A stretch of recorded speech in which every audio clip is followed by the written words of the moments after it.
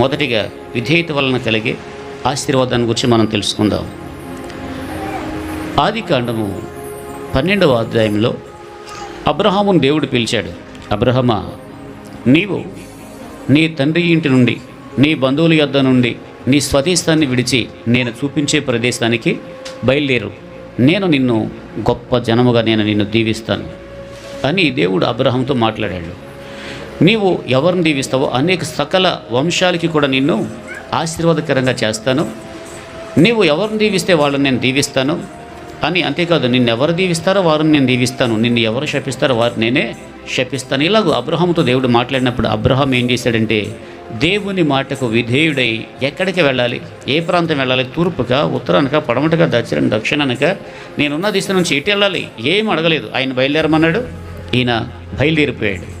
బయలుదేరిపోయినటువంటి ఈ అబ్రహాము తన జీవితంలో సౌఖ్యాలు మాత్రమే ఎదురవ్వలేదు, కానీ చాలా కష్టాలు కూడా ఎదుర్కొన్నాడు. ఆయన ఎన్నో ఇబ్బందులు ఎదుర్కొన్నాడు. అంటే అబ్రహాము దేవునికి విధేయుడై ఉన్న కారణాన తన జీవితంలో కరువు వచ్చినా, లేదంటే హాని కలిగించే మనుషులే ఎదురుపడినా దేవుడే అబ్రహాము పక్షాన ఉండి ఏం చేస్తున్నాడంటే యుద్ధం చేస్తున్నాడు. Praise the Lord. ఇలాగో అబ్రహాము జీవితంలో ఆయన చేస్తానన్నది దేవుడు వాగ్దానం చేసింది చేశాడు. ఇస్సాకునిచ్చి దీవించాడు. అలాగూ కొంత టైం పట్టింది. ఆ తర్వాత ఆదికాండము 22వ అధ్యాయం, ఆదికాండం 22వ అధ్యాయంలో అబ్రహామును దేవుడు పిలిచాడు. అబ్రహమా, నీకున్నటువంటి ఒక్కగాని ఒక కుమారుని, అనగా నీవు ప్రేమించే ఇస్సాకుని మోరియా దేశానికి తీసుకువెళ్ళి అక్కడ ఉన్నటువంటి పర్వతాలలో ఒకదానిపైన నాకు బలిగా అర్పించాలి అన్నాడు. అయితే అబ్రహాం ఏం చేయాలి అంటే భయపడాలి.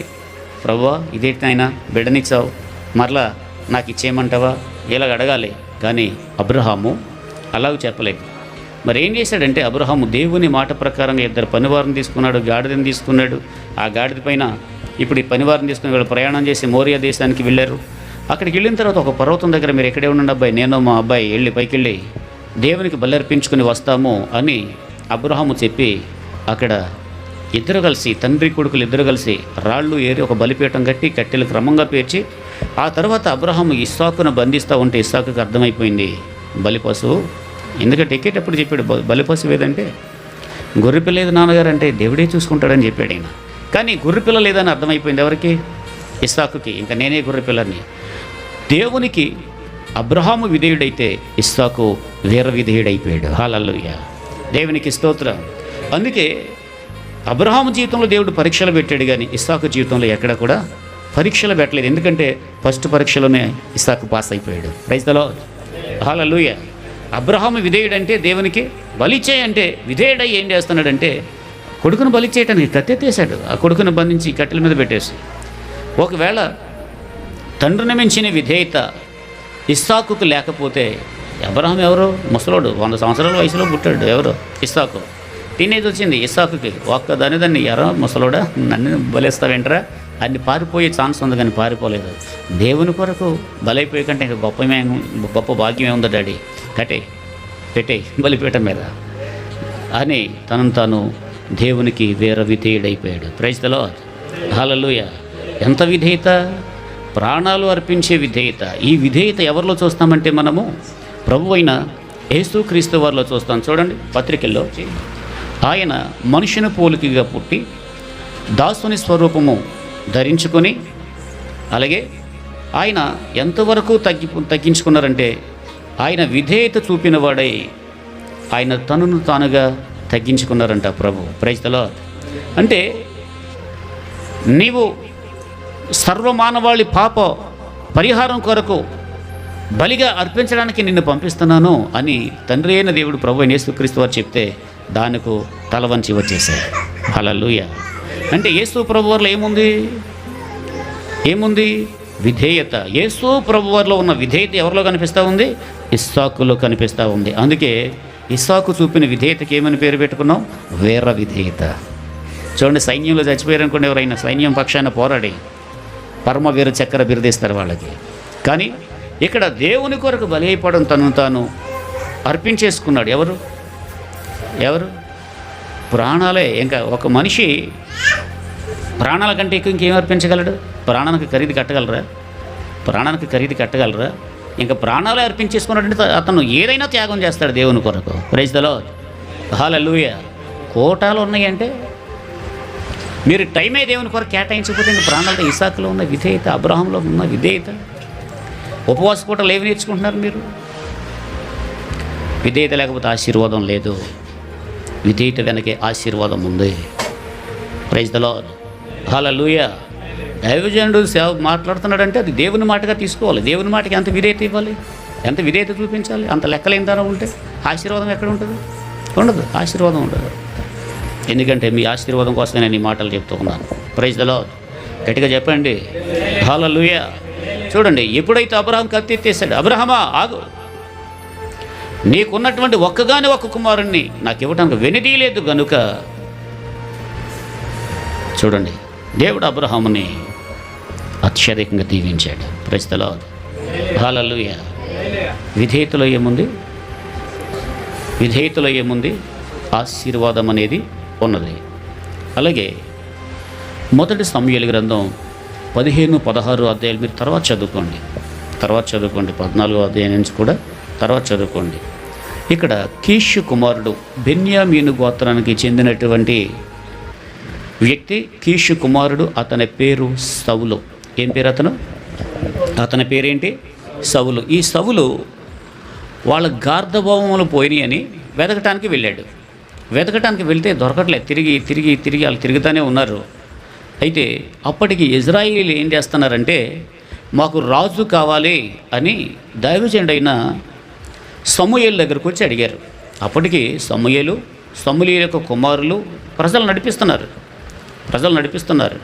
అయితే వీళ్ళేం కోరారు? మాకు రాజు కావాలి అని ఈ ప్రజలు వెళ్ళి సమూయేలు గారిని అడిగారు. అయితే సమూయేలు ఆ విషయంలో కొంచెం ఆయనకు బాధేసి దేవునికి ప్రార్థన చేస్తే దేవుడు అన్నాడు, వాళ్ళు నిన్ను విసర్జించారంటే, నిన్ను కాదు నన్నే విసర్జించారు. హలో, దేవుడు కూడా ఏం చేస్తాడంటే ఆయనకి అయిష్టమైంది మనం ఎన్నుకున్న ఆయన దానికి అనుమతిస్తాడు. హల్లెలూయా. Praise the Lord. ఏమండి, ప్రతి రాజకీయ పార్టీ అధికారులందరినీ దేవుడే నియమిస్తున్నాడా అంటే, ఏ అధికారమైన రోమీలకు రాసిన పత్రిక 13వ అధ్యాయం ప్రారంభం నుంచి చూస్తే ఏ అధికారమైన పైనుంచే కలుగుతూ ఉన్నది అని రాయబడింది. బ్రదర్, ఏ అధికారమైన ఎక్కడి నుంచి కలుగుతుంది? పైనుంచే కలుగుతుంది. అయితే అదే సమయంలో ఈ వాక్యాన్ని బట్టి ప్రజలు కూడా ఎన్నిక చేసుకునేది ఉంది. దేవుడు ఎన్నిక చేసింది, ప్రజలు ఎన్నిక చేసుకునేది. సరే, ఇప్పుడు మన రాజకీయ పార్టీలకు సంబంధించి కాదు, కానీ ఇక్కడ ఇలాగ అనుకున్నప్పుడు ఏం జరిగిందంటే, ఈ సౌలు అతను రాజు అవ్వాలని అతను కోరుకోలేదు. ప్రజలు రాజు కావాలనుకున్నప్పుడు దేవుడు సౌలుని ఎన్నుకున్నాడు. హల్లెలూయా. ఎవరిని ఎన్నుకున్నాడు? సౌలుని ఎన్నుకుని సమూయేలు పాస్టర్ గారితో చెప్పారైనా, సమూయేలు నా గార్ధభవములు పోయినాయి అని ఒక యవనస్తుడు వస్తాడు నీ దగ్గరికి, అతనిని నేను ఇజ్రాయేల్ మీద రాజుగా నియమించాను, కాబట్టి నీవు అతనిని అభిషేకించు అని చెప్పాడు ఆయన. అభిషేకించమన్నప్పుడు ఈ సౌలు కూడా ఏం చేశాడంటే, అక్కడ వెతికి ఇక్కడ వెతికి కూడా ఒక పనివాడిని పెట్టుకుని తిరిగి ఎక్కడ తిరిగినా ఇది దొరకట్లే. ఆ తర్వాత ఎవరో చెప్పారు, మీరు పలానా ప్రాంతానికి వెళ్తే అక్కడ దైవజనుడు ఉన్నాడు, మీ ఈ గార్ధభూములు ఎక్కడికి పోయినాయి ఆయన చెప్పేస్తాడు, అక్కడికి వెళ్ళండి అంటే వీళ్ళు బయలుదేరి అక్కడికి వెళ్ళారు. వెళ్ళిన తర్వాత దైవజనుడు సౌలుని లోపలికి పిలిచి ఆతిథ్యం ఇచ్చి దేవుడు ఏ విషయాలైతే చెప్పాడో అయ్యే విషయాలు ఈ సౌలుతో చెప్పాడు. నిజంగా ఈ సౌలు ఆ రోజు అతని కొరకు ప్రార్థన చేసి తైలం పోసి ప్రార్థన చేసి, నువ్వు వెళ్తూ ఉండగా మధ్యలో ఆరాధించేటువంటి ఆరాధికులను కలుసుకుంటావు, అక్కడ దేవుని ఆత్మ నీ మీదకి బలంగా దిగి వస్తుంది. హల్లెలూయా. ఉన్నాం. అపోస్తల కార్యములు 5వ అధ్యాయంలో తమకు విధేయులైన వారికి అనుగ్రహింపబడిన పరిశుద్ధాత్మ. Praise the lord. అంటే తనకు విధేయులైనటువంటి వారికి దేవుడు ఏమిస్తాడంటే పరిశుద్ధాత్మను ఇస్తూ ఉన్నాడు. తమకు విధేయులైనటువంటి వారికి అనుగ్రహింపబడిన పరిశుద్ధాత్మ అని ఆత్మను గురించి మాట్లాడతారు. అంటే దేవుని ఆత్మ ఎవరికి ఇస్తాడంటే తనకు విధేయులైనటువంటి వారికి. ఈ సౌలు వెళుతూ ఉండగా దైవజనుడు మాట విన్నాడు, ఆ మాటకు విధేయత చూపించాడు. వెళుతూ ఉండగా దేవుని ఆత్మ సౌలు మీదకు వచ్చింది. ఎప్పుడైతే దేవుని ఆత్మ సౌలు మీదకు వచ్చిందో నా పొలం, నా ఆస్తి, నా కుటుంబం, ఇంతవరకే తన తలంపులు ఉండే. కానీ ఇప్పుడు అతడు దేశం కోసం, ప్రజల కోసం, అంటే జ్ఞానంలో అతడు అభివృద్ధి చెందాడు. హల్లెలూయా, హల్లెలూయా. ఒక విశాలమైన తన కుటుంబం కొరకే ఒక దర్శనం కలిగి ఉండేవాడు, కానీ ఇప్పుడు దేశం కొరకైనటువంటి దర్శనం అతనికి వచ్చింది. Praise the lord. అందుకే ఇక్కడ సౌలు ఎలాగూ అభిషేకింపబడి ఇంకా ఇంటికి వెళ్ళిన తర్వాత ఏం జరిగిందంటే, ఆ తర్వాత అతడు కొన్ని నిర్ణయాలు తీసుకుని ఇంకా దేవుని ఆత్మ సహాయం వలన, ఎందుకంటే అక్కడ వాక్యంలో ఒక మాట కనిపిస్తుంది ఆ అధ్యాయంలో ఏంటంటే, దేవుడంట క్రొత్త మనసు దయచేశాడంట. ఎవరికి? సౌలుకి. ఇప్పుడు సౌలు ఎక్కడికి వెళితే అక్కడ విజయమే. రైతు దేవుడేమో సమూయేలుతో మాట్లాడుతున్నాడు. సమూయేలు వచ్చి సౌలుతో చెప్తున్నాడు, ఇదిగో పలానా ప్రాంతానికి దేవుడు పలానా దేశం మీదకి యుద్ధానికి వెళ్ళమన్నాడు. పలానా అటువంటి ఇదిగో పలానా చోట ఇదిగో అన్యాయాలు అక్రమాలు చేసేటువంటి పలానా రాజు ఉన్నాడు, పలానా చోటకి వెళ్ళాలి, వాళ్ళ అన్యాయం నీ చేత దేవుడు వాళ్ళకి తీర్పు తీర్చబోతూ ఉన్నాడు అని ఇలాగూ దేవుడేమో ప్రవక్తతో మాట్లాడుతున్నాడు, ప్రవక్త ఏమో రాజుతో చెప్తున్నాడు, రాజు ఏమో సైన్యంతో వెళ్ళి జయిస్తూ ఉన్నాడు. అయితే ఇలాగూ అతను విధేయుడై సాగిపోతున్నంత వరకు ఓటమి లేదు, విజయమే తప్ప. Praise the lord. ఓటమి లేదు, విజయమే, విజయమే, ఓటమే లేదు అసలు. అయితే ఎప్పుడైతే 15వ అధ్యాయంలో మొదటి సమూయేలు గ్రంథంలో అతడు అవిధేయత చూపించాడు దేవునికి, అంటే అమాలేకీయుల రాజును అక్కడ ఉన్నటువంటి ఆ పశువుల మందలను, గొర్రెల మందలను వీటన్నిటిని హతమార్చరమ్మంటే అవి బలిసిన వాటిని, క్రొవ్విన వాటిని ఏం చేశాడంట, తెచ్చి దాశాడంట తెచ్చి. అందుకే దేవుడు ఆ విషయంలో బాధపడ్డాడు. అక్కడ ఏదో అయిపోయిందంటే ఇంకా ముందు అధ్యాయంలోకి వెళ్ళేసరికి, నేను వచ్చే వరకు ఉండు, తర్వాత నీవు బలి అర్పించిన తర్వాత యుద్ధానికి వెళ్ళాలి సౌలు. కానీ సమూయేలు వెళ్ళి బలి అర్పించే వరకు సౌలు వెయిట్ చేయకుండా ఏం చేశాడంటే, యాజకుడు చేయవలసిన పని సౌలు చేసేసాడు, బలి అర్పించేశాడు. అందుకే ఇలాగూ అతడు అవిధేయత చూపించిన కారణాన అంతవరకు విధేయత కలిగినంత వరకు జయము కలిగినటువంటి రాజుగా, జయించే రాజుగా ఉన్నటువంటి ఈ రాజు అవిధేయత వలన దేవుడు మాట్లాడటమే మానేశాడంట. హలో, దేవుడు మాట్లాడటమే, దేవుడు ఎడబాసెను అని ఉంది అక్కడ. అది చాలా భయంకరత్వం ఆ ఎడబాటు అనేది. కాబట్టి విధేయత కలిగినటువంటి సౌలు జయించాడు. విధేయత కలిగినటువంటి అబ్రహాము అనేక జనములకు తండ్రిగా దీవించబడ్డాడు. Praise the Lord. విధేయతలో ఏముంది? విధేయతలో ఏముంది? ఆశీర్వాదం ఉంది. ఇలాగ చెప్పుకుంటూ వెళ్తే అనేకమైన విషయాలు ఉన్నాయి. అలాగే యోహాను సువార్త 2వ అధ్యాయం, ఈ 2వ అధ్యాయంలో మొదటి 11 వచనాల్లో కూడా కానానులో జరిగిన పెళ్లి గురించి వ్రాయబడింది. యేసు ప్రభువారు ఆయన శిష్యులు ఈ కానానులో జరుగుతున్నటువంటి వివాహమునకు పిలువబడ్డారంట. వారు పిలువబడినప్పుడు అక్కడ ఏం జరిగిందంటే, మంచి పెళ్ళి అంటే అడవడిగా ఉంటుంది కదా. హల్లెలూయా. పెళ్ళి ఎలా ఉంటుంది, అందరూ పెళ్లి కొడుకు పెళ్లి కూతురు కంటే కూడా బాగా టిప్ టాప్గా తయారైపోతారు. నన్ను చూడండి, నన్ను చూడండి. పెళ్ళి అక్కడ కొందరు తక్కువ మంది పట్టించుకునే వాళ్ళు ఉంటారు, వీళ్ళ మాత్రం వీళ్ళ పోజులు ఇవ్వడం సరిపోతూ ఉంటుంది చాలా పెళ్ళిళ్ళు. హల్లెలూయా. అయితే ఇక్కడ ఏం జరిగిందంటే, ఇక్కడ మన ఆంధ్రాలో భోజనాలకు ఎంత ప్రాధాన్యత ఇస్తామో అక్కడ ద్రాక్షారసానికి అంత ప్రాధాన్యత ఇస్తారు. అయితే ఈ పెళ్లిలో ఉండవలసింది అయిపోయిందంట. ఏంటది? ఈ ద్రాక్షారసం అయిపోయింది. యేసు ప్రభువారి తల్లి అయినటువంటి మరియా ఏం చేసిందంటే, ఆమె వచ్చి అయ్యా ద్రాక్షారసం అయిపోయింది అని యేసు ప్రభువారితో చెప్పింది. అంటే ఈవిడ ఏం చేస్తుందంటే, ఏముంది ఏమి లేదు అన్నీ పట్టించుకుంటుందన్నమాట. ఇటువంటి వారు కావాలి. Praise the lord. ఆయన అన్నారు, అమ్మ నా సమయం ఇంకా రాలేదు, నాతో నీకేం పని అనేసరికి ఆవిడ ఏం చేసిందంటే, అక్కడ ఉన్న పరిచారకులను చూసి ఆయన మీతో చెప్పింది చేయండి అని ఆయన మాటకు ఈమె విధేయత చూపించింది. ముందు నేను ఎవరిని, నేను తల్లిని కదా, ఈ మాట కూడా చెప్పే అయ్యో ఆ అర్హత కూడా నాకు లేదా, అయిపోయిందని చెప్పడం తప్ప, నాతో మీకు ఏం పని అంటారా అని అనవలసింది. అవును కదా, తల్లి మాట అంటారు కదా సాధారణంగా. కానీ ఆ మాట కూడా అనకుండా ఆవిడ ఏం చేసింది, ఇక్కడంతా విధేయత కనిపిస్తూ ఉంది. ఏంటంటే, ఆయన మీతో చెప్పున్నది చేయుడి అని చెప్పి వెళ్ళిపోయింది. ఆ తర్వాత ప్రభువారు ఏం చేశారంటే, శిష్యులతో అక్కడున్న పరిచారకులు చూసి ఆ 6 రాతి బండ్లు ఉన్నాయి, 6 వాటి నిండా వాటిని నీళ్లతో నింపండి అని ప్రభువు చెప్పారు. అంటే వీళ్ళు ఏం చేస్తున్నారు, నీళ్లు తెచ్చి అంచుల మట్టికి నింపారంట. ఆ తర్వాత ఆ నీళ్లు ముంచి విందు ప్రధాని దగ్గరికి తీసుకువెళ్ళండి. అంటే విందు ప్రధాని కూడా ఉన్నాడు అనమాట. విందు ప్రధాని ఏం చేయాలి, విందు వచ్చే జనం ఎంత, ఉన్న విందు ఎంత, అందరికీ సరిపోతుందా, తక్కువ వస్తుందా, ఏంటి, తక్కువ వడ్డిస్తున్నారా, ఎక్కువ వడ్డిస్తున్నారా, ఎక్కువ వడ్డిస్తే తక్కువ వస్తుందా, పోనీ బాగా వేస్ట్గా ఏమైనా వడ్డిస్తున్నారు, ఇవన్నీ ఇటువంటివి చూసుకోవాలి ఎవరు, ఏ విందు ప్రధాని. కానీ ఏమి పట్టించుకుంటున్నట్టుగా లేడు మనవాడు. అసలు అయిపోయిందన్న సంగతే ఎవరికి తెలియదు, విందు ప్రధానికి తెలియదు. ప్రభువారు అన్నారు, ఆ నీళ్లు ముంచి, ఏంటి, ఆ నీళ్లు ముంచి విందు ప్రధాని వద్దకు తీసుకుని పోండి అన్నప్పుడు వాళ్ళు ముంచి తీసుకువెళితే అతడు త్రాగి పెళ్ళికొడుకు దగ్గర పరిగెట్టుకొని వెళ్ళిపోయాడు. పెళ్ళికొడుకో ఇప్పుడు దాకా ఇదంతా ఎక్కడ దాసావయ్యా అంటున్నాడు. పెళ్ళికొడుకు ఏం అర్థం కావట్లే, ఇదంతా ఎక్కడ దాసావు. ఎవడైనా ముందు కల్తీ ద్రాక్ష ముందు మంచిది పోసి తర్వాత జబ్బుది పోస్తారు, కానీ ముందున్న దానికంటే ఇది ఇంకా చాలా టేస్ట్గా ఉందని చెప్తున్నాడు. ఇంతకీ ఆ విందు ప్రధానికి తెలియదు ఆ ద్రాక్షారసం నుంచి ఎక్కడి నుంచి వచ్చిందో, పెళ్లి కుమారుడు కూడా తెలియదు. హలో, ఇక్కడ మరియ చూపిన విధేయత, పరిచారకులు చూపిన విధేయత, ఇలా ముంచి విందు ప్రధానికి ఇచ్చింది ఏంటి, ఏం ముంచి ఇచ్చారు, నీళ్ళు. అంటే ఇతడు ఎంత ఈ మంచి ద్రాక్షారసం ఎక్కడ ఉంచావని అంటున్నాడంటే, ఆ నీటిని చూసినప్పుడు మామూలుగా నీరు తెల్లగా ఉంటుంది కదా, తేటగా ఉంటుంది కదా, బహుశా దాని రంగు మారిపోయి ఉంటుంది, అందుకే దీన్ని ద్రాక్షారసం అంటున్నాడు. దాని రుచి మారిపోయింది, అంటే సారవంతంగా మారిపోయింది. హల్లెలూయా. అలాగే సవిచారం లేనటువంటి జీవితాల్లో విధేయత వలన దేవుడు ఏం చేస్తాడంటే మధురముగా మార్చేస్తాడంతే. హల్లెలూయా.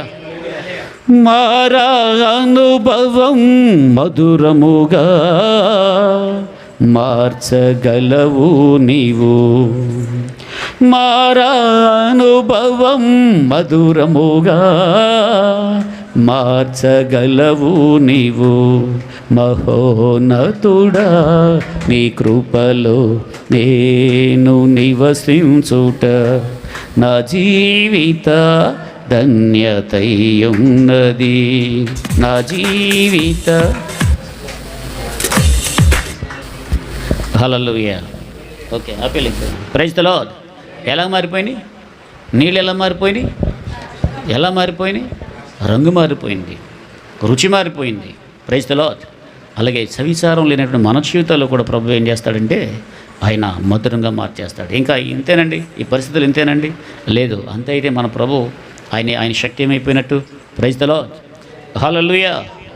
కాబట్టి ఇక్కడ విధేయత వలన కలిగే ఆశీర్వాదం. అబ్రహాము దీవించబడ్డాడు, సౌలు దీవించబడ్డాడు విధేయత కలిగినంత వరకు. అలాగే ఇక్కడ ఈ కానానులో నీళ్లు కూడా మధురంగా మార్చబడి అద్భుతం జరిగిపోయింది అక్కడ. Praise the lord. అలాగే ప్రారంభంలో ఒక మాట చెప్పాను, మన ప్రభువు అయిన యేసుక్రీస్తు వారు తండ్రి అయిన దేవునికి విధేయుడై, రోమీలకు రాసిన పత్రిక 5వ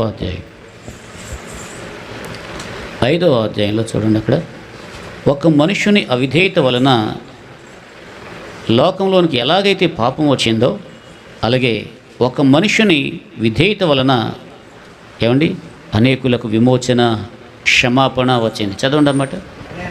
ఎలాగనగా ఒక మనుష్యుని అవిధేయత వలన అనేకులు పాపులుగా ఎలాగూ చేయబడ్డారో, అలాగే ఒకని విధేయత వలన అనేకులు నీతిమంతులుగా చేయబడిరి. హల్లెలూయా.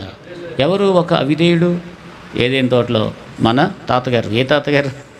ఆదాము తాతగారు. ఆయన ఏం చేశాడు? ఆయన వరకు పొరపాటు చేయలే, ఫస్ట్ మిస్టేక్ చేయలే. ఎప్పుడు చేశాడంటే దేవుడు అవ్వమ్మని జతిచ్చిన తర్వాత ఈయన డైరెక్ట్గా పడిపోలేదు, కానీ ఆ తర్వాత అవ్వమేమో సర్పంతో మాటలు పెట్టుకుని ఇది నిజమా దేవుడు తినొద్దన్నాడని సర్పం అవ్వమ్మతో, అంటే అవ్వమ్మ ఏం చేసింది, ఆ సర్పం చేత తన కుయుక్తి చేత, సర్పం యొక్క కుయుక్తి చేత మోసపోయి ఆమె తిని ఈవిడ పెడితే తిన్నాడు ఆయన. దానివలన అస్సలు నిజంగా ఇప్పటికీ కూడా ఆలోచన చేస్తే ఆ పండు తినకపోతే కష్టపడే పని లేదు మనిషికి. ఎలాగుండవు అసలు సెటప్. Praise the lord. మరణం కూడా లేదు. ఆ తర్వాతే కదా ముందు వాళ్ళని దీవించాడు, మీరు ఫలించండి, విస్తరించండి, భూమిని నిండించండి, అభివృద్ధి పొందండి, దీన్ని లోపొచ్చుకోండి, దీవించాడు. ఇప్పుడు నీవు మంటి నిండు తీయబడితే కనుక, నువ్వు మన్నే కనుక మరలా ఇలాగూ ఈ మాటలు దేవుడు ఎప్పుడు చెప్పాడంటే వీళ్ళు ఆజ్ఞను అతిక్రమించినప్పుడు, అవిధేయత చూపించినప్పుడు. హలో, వింటున్నారు? కాబట్టి అంటే ఒకవేళ ఆదాము సర్పం మాట, ఈ అవ్వమ్మ ఆదాము మోసపోకపోతే అంతకుముందు కలుపు మొక్కలు లేవు, గచ్చ పొదలు లేవు, ముండ్ల తుప్పలు లేవు భూమి మీద. అవసరమైనయే దేవుడు మొలిపించాడు, అనవసరమైన మొలిపించలే. హల్లెలూయా. అసలు ఎలాగుండో మనుషులు ఎలాగ బ్రతుకుదురో, వాళ్ళ పిల్లలు ఎలా పుడుతురో, ఈ జీవన విధానం ఎలాగ ఉండునో. హల్లెలూయా. కాబట్టి ఒక మనుషుని వలన, అంటే అతని అవిధేయత వలన, ఎవరు? ఆదాము అవిధేయత వలన ఏమొచ్చింది? మరణం వస్తే ఒక మనుషుని విధేయత వలన మనందరికీ జీవం, ఆశీర్వాదం, నిత్య జీవం లభిస్తూ ఉంది. హల్లెలూయా, హల్లెలూయా. అందుకే ఏంటన్నమాట? విధేయత. చెప్పండి, విధేయత. మీరు ఎవరు విధేయులై ఉన్నారో వాళ్ళని ఎక్కడ దీవించకుండా ఉన్నాడో చెప్పండి. అలాగే ఎవరు అవిధేయులైతే వాళ్ళు ఎక్కడ దీవించబడ్డారో కూడా చెప్పండి లేఖనాల్లో. అందుకే ఈ ఉపవాస కూటల్లో, ఈ దిద్దుబాటు కూటల్లో, ఎందుకంటే ఎంత క్రైస్తవ్యంలో మనం సీనియరిటీ ఉందని చెప్పుకునే కంటే ఎంత విధేయత కలిగి మనం నడుచుకుంటున్నాం అనేది చాలా ముఖ్యం. దేవుడు అంటే లెక్కలేనితనంగా ఉండకూడదు. దేవుడు అంటే అలాగే దేవుడు అంటే విధేయతనండి, ఈ సేవకుడు అంటేనే. కానీ మీలో యెహోవాకు భయపడి ఆయన సేవకుని మాట వినువాడు ఎవడు? దేవునికి భయపడేవాడు దైవజనుడు కూడా భయపడతాడు. ప్రైజ్ ది లార్డ్, హల్లెలూయా. మీలో యెహోవాకు భయపడి ఆయన సేవకుని మాట వినువాడు ఎవడు? 2వ దినవృత్తాంతాల గ్రంథంలో ఒక రాజు ఉన్నాడు, ఆయన పేరు అహాబు. ఎవరు? రామోత్గిలాది మీదకి యుద్ధానికి వెళ్తానని అతను తన వియ్యంకుడైనటువంటి యెహోషాపాతును కూడా రమ్మన్నాడు. ఈ యెహోషాపాతు ఏం చేశాడంటే, దేవుని సేవకులను వెళ్ళమంటే వస్తాను కానీ లేకపోతే నేను రానన్నాడు. ఆయన రానంటే బోల్డ్ మంది సేవకులు ఉన్నారు, రా అని చెప్పేసి అతను కవర్ చేసి ఇంచుమించు 400 మంది సేవకులను పిలువనంపించాడు. ఈ 400 మంది కూడా విజయం మీదే, విజయం మీదే, విజయం మీదే ఏకకంఠంగా చెప్తున్నారు. అయినా ఈయనకి మనసులో ఎవరికి? ఈ యెహోషాపాతు రాజు, యోధా రాజ్యం మీద రాజు, అతనికి ఎక్కడో ఇంకా సందేహం మధ్యలో మెదులుతూ ఉంది. వేళైనా మీ దేశంలో ప్రవక్తలు ఇంకెవరైనా ఉన్నారా అని అంటే, ఇంకొకడు ఉన్నాడు కానీ ఆడేప్పుడు శుభం పలకరంటే కీడే పలుకుతాడు. శుభం పలకరా అంటే కీడే పలుకుతాడు. ఉన్నాడు ఒకడు. అంటే సరే అతను కూడా పిలవనంపించు అన్నాడు. ఈయన పిలవనంపించమంటే మీరు 2వ దినవృత్తాంతాల గ్రంథం 19వ అధ్యాయంలో విషయాలు ఉంటాయి, తర్వాత చదువుకోండి. ఇది ఇప్పుడు చదవక్కర్లేదు, నేను స్టోరీలాగా చెప్పేస్తాను. ఈయన ఈ ప్రవక్త వస్తూ ఉంటే పిలవనంపించాడు, వస్తున్నాడు. అహాబే అంటాడు, ఇదిగో అందరూ శుభమే పలుకుతున్నారు, నువ్వు కూడా శుభమే పలుకు అన్నాడు. ఈయన అన్నాడు, వెళ్ళండి విజయం మీదే అన్నాడు. అసలు యుద్ధానికి వెళ్ళాలో వెళ్ళకూడదు ఎవరు చెప్పాలి? దేవుని నుంచి ఇతను తెలుసుకోవాలంటే ప్రవక్త ద్వారా దేవుడు సెలవిచ్చేటప్పుడు ఎవరు చెప్పాలి? ప్రవక్త చెప్పాలి. కానీ ఎవరు చెప్తున్నాడు? రాజే చెప్పేస్తున్నాడు. అందరూ వెళ్ళమంటున్నారు, నువ్వు కూడా అలాగే చెప్పాడు, వెళ్ళండి విజయం మీదే అని చెప్పమన్నాడుగా, చెప్పాడు ఆయన. అప్పుడు ఇదంతా గమనిస్తున్నాడు పక్కన ఉన్న యెహోషాపాతు. లేదు లేదు, అసలు దేవుడికి ఏం చెప్తున్నాడు అది చెప్పు అంటే ఆయన చెప్పాడు, ఒక దర్శనం చూస్తున్నాను నేను. ఇదిగో ఇశ్రాయేలీలు కాపరు లేని గొర్రెల వల్ల చెదిరిపోవటం నేను చూస్తున్నాను, నాకు కనిపిస్తూ ఉందని మీకాయ చెప్తున్నాడు. అంటే దాని అర్థం ఏంటి? ఇజ్రాయేల్ రాజా, నువ్వు యుద్ధానికి వెళ్తే నువ్వు చనిపోతావు, నీ ప్రజలు కాపరులేని గొర్రెలు అయిపోతారు అని చెప్తే ఇతనికి ఎవరి మీద నమ్మకం లేదు? ఈ ప్రవక్త మీద నమ్మకం లేదు. ఏ ప్రవక్త మీద? మీకాయ ప్రవక్త మీద నమ్మకం లేదు. ఒరేయ్, ఈ 400 మంది ప్రవక్తలో ప్రముఖుడైన సిద్కే అనే ప్రవక్త వెళ్ళి ఏం చేశాడంటే మేకాయను దవడ మీద కొట్టేశాడు. ఎరా, దేవుడిని నోట పలికించాడా? మా నోట పలికించలేదా? సత్యం ఎప్పుడు కఠినంగా ఉన్నట్టు ఉంటుంది కానీ మనకు ఆశీర్వాదం తీసుకొస్తుంది. హల్లెలూయా, హల్లెలూయా. వాగ్దానాలు లేదంటే పొగడ్తలు ఇవన్నీ వింటాకి బాగా ఉంటాయి కానీ అవి నిత్య నరకానికి తీసుకెళ్ళిపోతాయి. Praise the lord.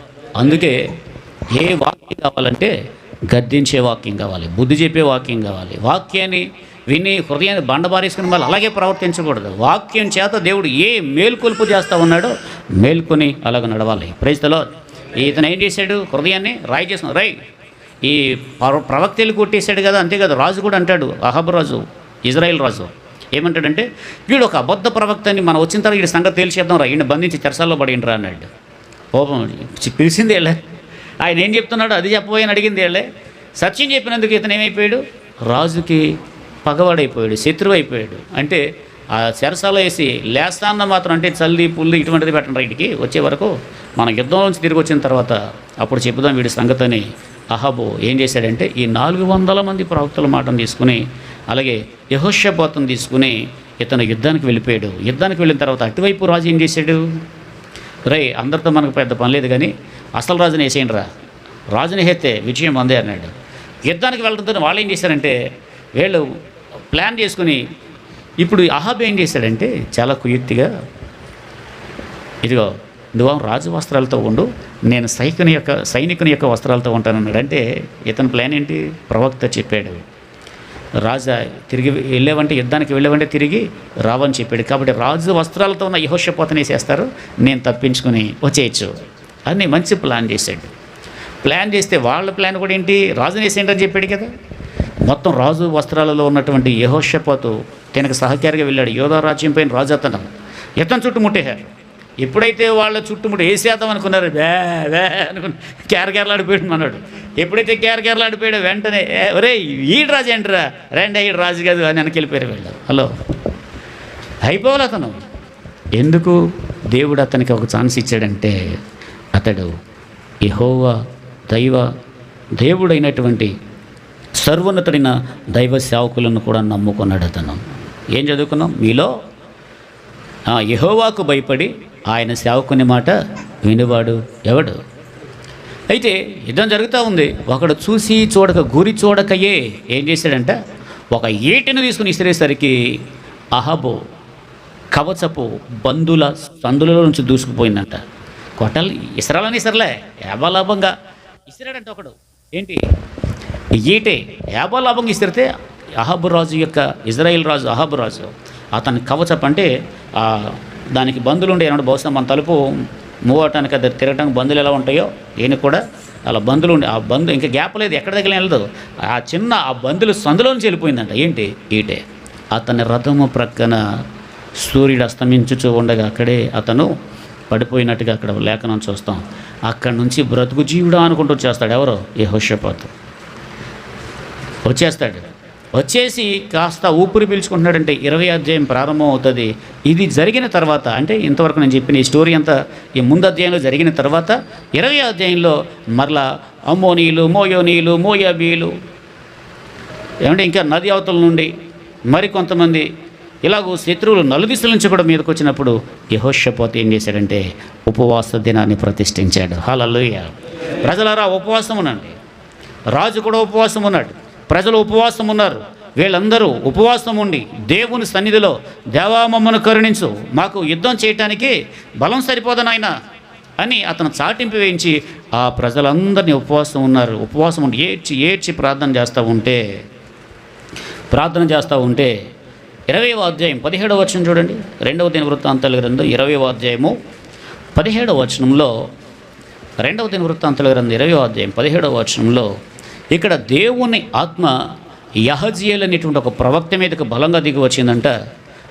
ఆత్మ దిగి వచ్చి ఒక ప్రవచనం చెప్తా ఉన్నాడు. యోధావార్లారా మీరు భయపడకండి, ఎందుకంటే యుద్ధం మీరు కాదు చేసేది, మీ పక్షాన దేవుడే యుద్ధం జరిగిస్తాడని ఆ వచనాల్లో క్రిందికి చదువుకుంటూ వెళ్తే అసలు ఒక బాణం కూడా ఎక్కర్లేదు మీరంటే ఆ 20వ వచనంలోకి వెళ్ళేసరికి యెహోషాపాతు అంటాడు. 20వ వచనం చూడండి. అంతటా వారు ఉదయమునే లేచి తికోవా అరణ్యమునకు పోయిరి. వారు పోచుండగా ఇదిగో రాజైన యెహోషాపాతు ఎలాగంటూ ఉన్నాడు, ఏమని, యెహోవాను నమ్ముకోండి మీరు స్థిరపరచబడతారు, ఆయన ప్రవక్తలను నమ్ముకోండి మీరు కృతార్థులగుదురు, అంటే పాస్ అవుతారు, మీరు ఉత్తీర్ణులవుతారు, వృద్ధి చెందుతారు అనే అర్థాలు ఇస్తూ ఉంది. హల్లెలూయా. Praise the lord. గట్టిగా చెప్పండి హల్లెలూయా. ఎవరి మాట వినాలి? దేవుని మాట వినాలి. ఇందా చెప్పుకున్నాం కదా, సౌలు దావీదు మాట నడిపింపులో వెళ్తున్నంత వరకు వృద్ధి చెందాడు. ఎప్పుడైతే ఎప్పుడుకో వస్తే శత్రువులు వచ్చేస్తే మీదకే ఏం చేయమంటావు, ఆయనకే బలర్పించేశాను. ఇలాగూ మూర్ఖతను అగుపరిచాడు. అక్కడ దైవ దర్శనం కోల్పోయాడు. విధేయతలో ఏముందంటే ఆశీర్వాదం అనేది ఉన్నది. హల్లెలూయా హల్లెలూయా. లేకపోతే ఎన్ని పాటలు పడినా, ఎంత ప్రార్థన చేసినా, ఎన్ని కానుకలు ఇచ్చినా విధేయత లేకపోతే ఆశీర్వాదం అనేది లేదు. ఆశీర్వాదానికి మూలం ఏంటంటే విధేయత.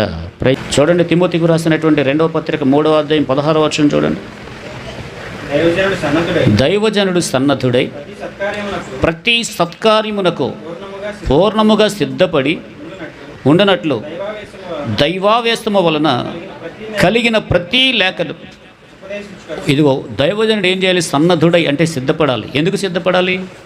దైవావేశం వలన కలిగిన ప్రతి లేఖనమును సంపూర్ణంగా ఉపదేశించుటకును, ఖండించుటకును, తప్పు దిద్దుటకును, నీతి యందు శిక్ష చేయుటకును అది ప్రయోజనకరం. ఎవరికి ప్రయోజనకరం? ఎవరికి ప్రయోజనకరం? దైవజనుడు సన్నద్ధుడై ఆత్మావేశం వలన కలిగినటువంటి లేఖనాలు ఖండించి, తప్పు దిద్ది, ఉపదేశించి ఈ విధంగా చేయటం వలన, అటువంటి దైవ సేవకుడు ఉండటం వలన ఆ సంఘానికి ప్రయోజనకరం. హల్లెలూయా, హల్లెలూయా. లేకపోతే మీరు నేను మనం అందరం రేపు ఎక్కడ కలుసుకుంటాం? నరకంలో కలుసుకుంటాం. ఎక్కడ కలుసుకుంటాం? నేను తప్పును ఖండించలేదనుకోండి, మీరు అలాగే ఉంటారు. ఖండించినందుకు నన్ను అడుగుతాడైనా, ఒకవేళ విని గ్రహించకపోతే, దాన్ని ఆచరించకపోతే మిమ్మల్ని అడుగుతారు. తర్వాత మనం అందరం ఎక్కడ కలుసుకుంటాం? పాస్టర్ గారు మీరు వచ్చేసారా?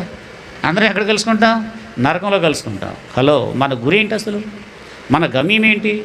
ఎందుకు ఈ భక్తి చేస్తూ ఉన్నాం? ఈ జీవితం తర్వాత ఇంకొకటి ఉంది కదా. అక్కడికి వెళ్ళాలంటే సంపూర్ణం అవ్వాలి కదా. సంపూర్ణం అవడం కోసమే కదా కూటాలు. Praise the Lord, hallelujah. కాబట్టి గద్దించి బుద్ధి చెప్పి దైవజనుడు ఉండటం ఆ సంఘానికి ప్రయోజనకరము. నా మంచి కోసమే నన్ను హెచ్చరిస్తున్నారు కదా. నేను ఆత్మీయ జీవితం నేను వెనకబట్టకుండా ఉండటం కోసమే కదా అని, నా కోసమే గద్దిస్తున్నారు కదా అని తీసుకోవాలి. కానీ అదిగో నన్ను అనేశారు, మాకు ఎలా కుదురుద్ది? కుదిరించుకోవాలి. అన్నీ అసలు ఆశీర్వదించేది ఎవరు? ఆయన కదా. అందుకే ఏమింటున్నారు ఈ రాత్రి? విధేయత. చెప్పండి, విధేయతకు ఆపోజిట్ ఏంటి?